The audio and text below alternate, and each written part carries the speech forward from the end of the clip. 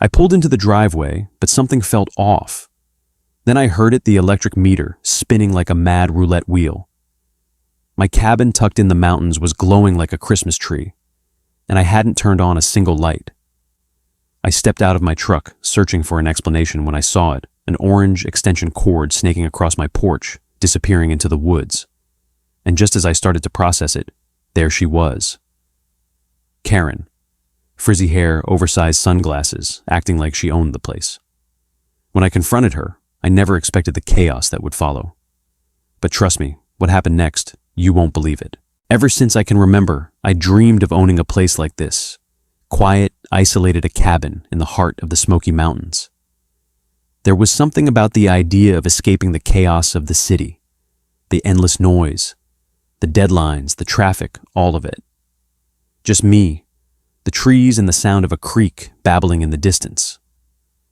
When I found this place, a 5-acre patch of forest with a small, weathered log cabin nestled between 2 ridges, I didn't hesitate. I signed the papers so quickly the realtor joked I might sprain my wrist. The cabin wasn't much to look at when I first saw it. The paint was peeling, the yard was overgrown, and the roof had seen better days. But the potential was there. The kind of quiet, peaceful retreat I'd been dreaming of. And I could feel the weight of the city life lifting off me the moment I pulled onto the property. I'd been saving for years for a place like this, and now that I had it, I was ready to roll up my sleeves and get to work. Every weekend I'd load up my truck with tools, paint boards, insulation, and whatever else I could think of, and head up to the cabin. There was something therapeutic about it. I didn't mind the physical labor, not in the least. It felt good to get my hands dirty working on something I could call my own. As an engineer by trade, I had a bit of an obsession with making sure everything was right. The first thing I tackled was the electrical system. I wasn't about to leave the power to chance, especially with the cabin being so remote. I hired a licensed electrician to install a new meter, replace the old breaker box, and make sure everything was up to code. But I wasn't going to leave it at that. I replaced half the outlets myself, even updated the lighting, making sure everything was safe and sound for years of weekend retreats. For a while, things were perfect. I'd spend my weekends at the cabin, chopping wood, fixing things, and just enjoying the solitude. It was everything I had hoped for. The kind of peace you can't find in the city, the kind you don't realize you're missing until you step into it. But then the electric bills started creeping up. At first, I didn't think much of it. Everything costs money, right? Maybe I left a heater on one weekend, or didn't turn off the lights properly. The cabin had been empty for most of the week, so I figured the bill was higher because of the new systems I'd installed. But when the bills kept rising, even though I was only there 2 days a week, I started to get suspicious. 1 month, the bill was nearly triple what it had been the month before. That was when I knew something was off. I didn't immediately jump to conclusions. Life gets busy, and I had my hands full with work. I told myself I'd look into it the next time I went up, but when I drove up to the cabin that weekend, that's when everything really started to go wrong. The second I stepped out of my truck, I heard my electric meter spinning wildly. It sounded like something out of a horror movie, like a machine that had gone completely haywire. I froze, my stomach tightening. My cabin, my peaceful sanctuary, was glowing like a Christmas tree, and I hadn't turned on a single light. Not even the porch light. I started walking around the cabin, my boots crunching on the gravel, looking for an explanation. That's when I saw it.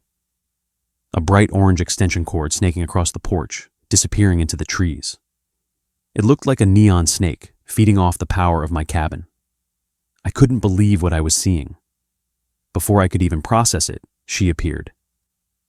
Karen. I stared at the orange extension cord snaking across the porch, my heart racing. Someone had been stealing my electricity, and I wasn't about to let it slide. Before I could take another step, she appeared. Karen. The self-appointed queen of the mountain. Frizzy blonde hair, oversized sunglasses, and a look that said she thought the world owed her everything. What do you think you're doing? I asked, pointing at the cord plugged into my outlet. I'm using your electricity, she said, as if it was the most natural thing in the world. I've been doing it for weeks. I couldn't believe it. You're stealing from me. This is my property. You don't have the right to do this. She shrugged, unconcerned. I need it. My power got shut off. It's just for the community. No, I snapped. This is private property. Unplug that cord now. Karen folded her arms, clearly refusing to listen. I've been using it for weeks. I need it more than you. The nerve. I could feel my blood boiling, but I kept my cool. This wasn't just about power. It was about standing up for what was mine. I pulled out my phone and started recording. No way was I going to let her twist the story. Don't you dare film me, she screamed, then immediately dialed 911. This man attacked me. He's trying to stop me from using the community's electricity. I almost laughed at the absurdity. Instead, I just said, call the cops. I'm calling them too. You're stealing from me and I'm not letting you get away with it. Moments later, the sound of a cruiser's tires on gravel signaled the arrival of the officers. I took a deep breath. This could go one of two ways. Either she'd get arrested, or she'd make a fool of herself trying to lie her way out of it. Two officers stepped out of the cruiser. The first was tall, calm, and clearly experienced. He had that "I've seen it all" look. The second was younger, scanning the area, probably trying to figure out whether this was a prank or real. Karen wasted no time. She ran toward them, waving her arms like she was in some crime drama. Over here, she yelled. He's attacking me. He's stealing electricity from the community. The older officer raised his hand to calm her down. Ma'am, slow down. Tell me what happened. Karen jabbed a finger at me. This man attacked me. He's stealing electricity. He's dangerous. I stood my ground, staying calm. I am the owner of this property. I caught her stealing my electricity by plugging into my outlet. I want her to unplug it and leave. The officer turned to Karen. Do you have permission to use this outlet? Karen didn't hesitate. Of course I do. This is a mountain community. We share resources. I couldn't believe what I was hearing. No, that's not how it works. This is private property. You're trespassing and stealing. The officer gave me a brief glance, then turned back to Karen. Do you have proof you rent this cabin to him? Karen froze. She clearly wasn't prepared for that question. Well, I don't have it on me, she stammered. It's at home. It's official. I swear. The officer wasn't buying it. We'll need something to confirm that. At that moment, I pulled out the folder I'd prepared. Photos of the electric meter utility bills in my name, and timestamps of when the energy spikes occurred. I handed everything over. The officer flipped through the documents, clearly impressed. These were taken this morning, he asked. Yes, I replied. The meter was spinning, even though everything was off inside. The officer nodded, then walked toward the extension cord. He crouched down, examining it, following its path with his eyes. This cord leads into the woods. Exactly, I said. It's been connected to my power without permission. Karen's confidence faltered. It's just temporary, she shouted. My power was shut off. I was just borrowing some until it's back on. The younger officer stepped forward. Ma'am, that's theft. You're using someone else's power without permission. Karen's face flushed crimson. She tried to backpedal, but the evidence was clear. I'm just trying to survive, she insisted. The officer turned to me. We'll need to follow this cord and check it out. Karen immediately threw herself in front of the officers blocking their way. No, you can't do that. This is my private property. The older officer wasn't having it. If this cord is illegally connected, we have every right to inspect it. I watched as Karen's posture shifted, realizing her lies weren't going to hold up. The officers walked toward the tree line, and Karen followed, ranting about how the whole community was against her. The officers didn't hesitate. They continued down the path, following the orange cord, which led straight to her home.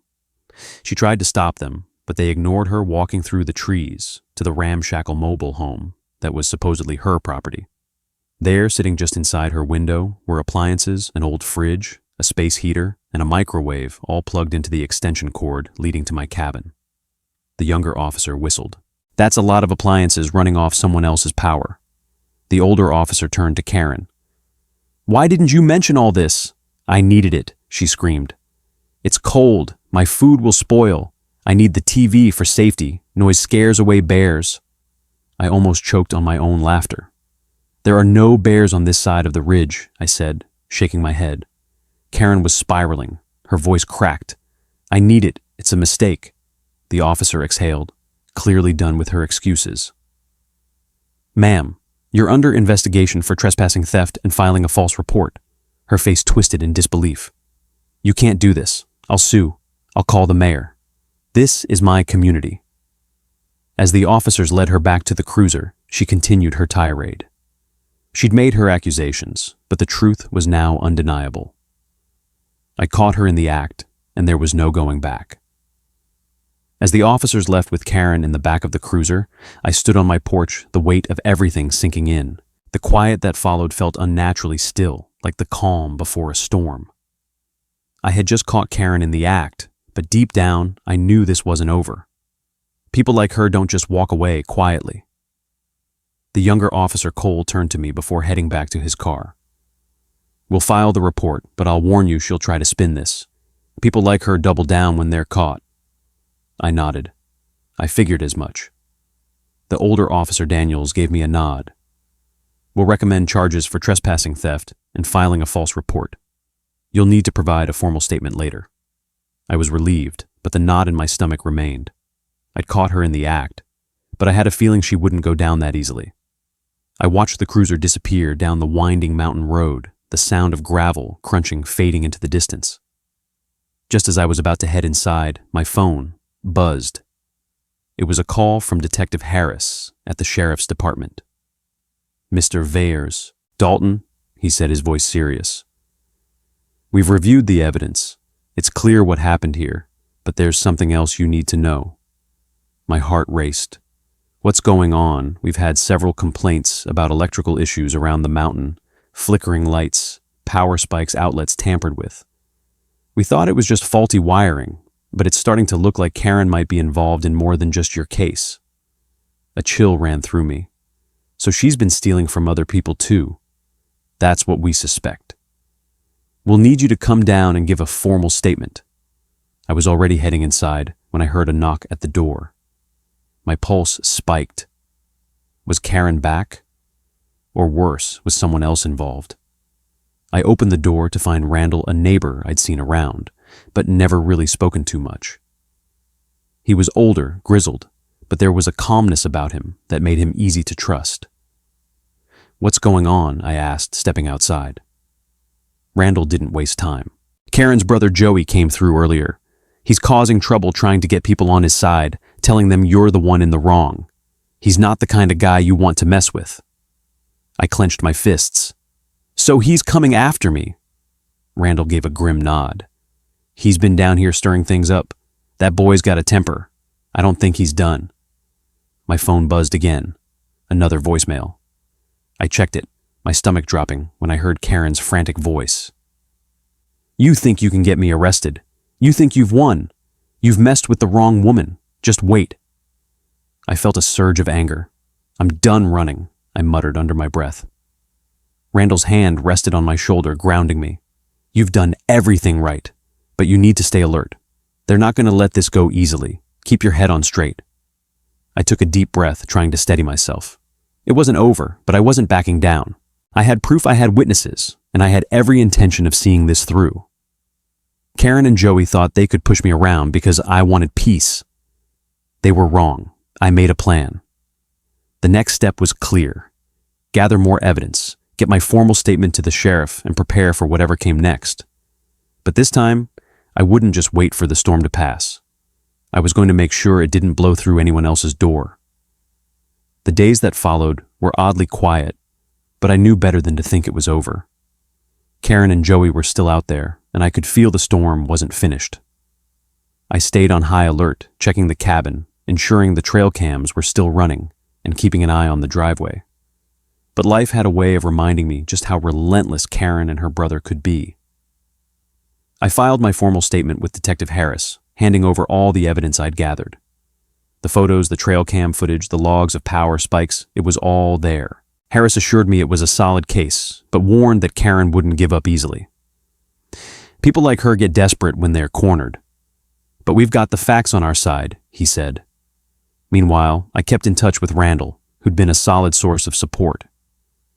Folks around here are talking, he told me one afternoon. Karen and Joey are running around telling everyone you're the villain. They're trying to get people to side with them, but don't worry, they're not fooling anyone. That was the good news. The bad news, Joey had started making noise. Randall came by one day, his face grim.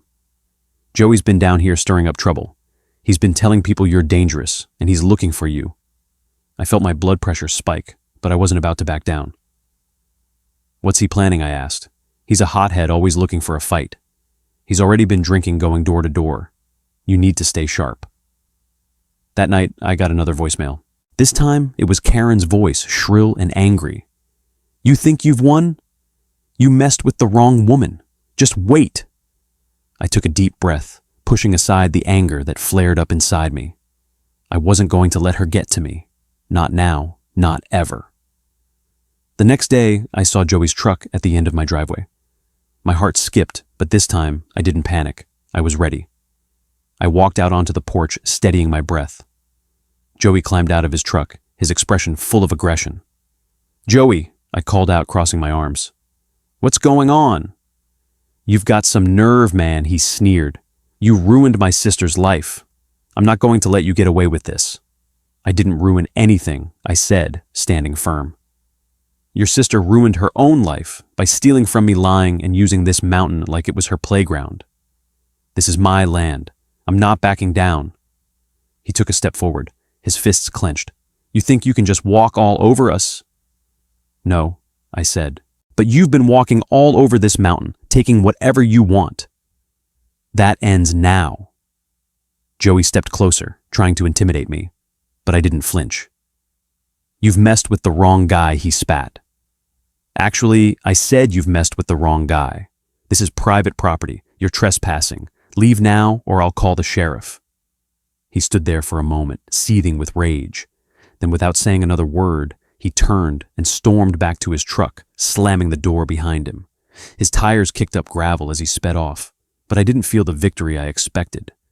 Something in the back of my mind still warned me that the worst wasn't over. I went back inside and checked my phone.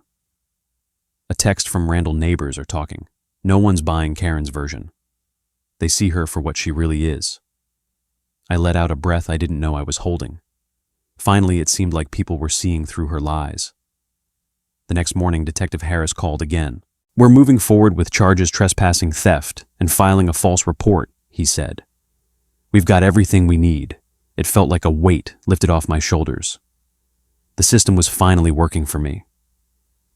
A few days later, I sat on the porch, feeling the mountain's peace return. The chaos had quieted, and I knew this was the end of it. I wasn't just a victim anymore. I had stood up for my property, for my peace. Karen and Joey had tried to take it, but in the end, they lost. The sheriff's department filed the charges, and the community slowly distanced itself from Karen and Joey. They tried to rally support, but no one was listening anymore. People saw them for what they were, entitled manipulative and desperate to control the narrative. Eventually, Karen and Joey left the mountain, packing up and disappearing as quickly as they had arrived. As for me, I finally had the peace I'd been searching for when I first bought the cabin. The quiet of the mountains, the sound of the creek running, and the knowledge that no one would take it from me again. The cabin was no longer just a retreat. It was my home, and it was mine to protect.